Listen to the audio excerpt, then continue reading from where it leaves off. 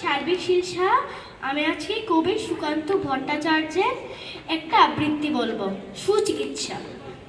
বদ্রীনাথের সর্দি হলো কলকাতাতে গিয়ে, আচ্ছা করে জলাপ নিল নসিনাকে দিয়ে।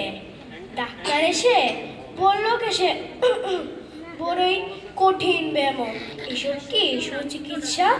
আরে আরে রাম, আমার হাতে পড়লে পরে এক্সরে করে দেখি রোগটা কেমন, কঠিন কিনা, আসল কিংবা মেকি।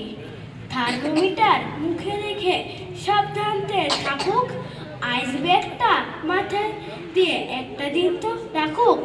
ইনজেকশন নিতে হবে অক্সিজেনটা পরে, তারপরেতে দেখবো এরকম থাকে কেমন করে।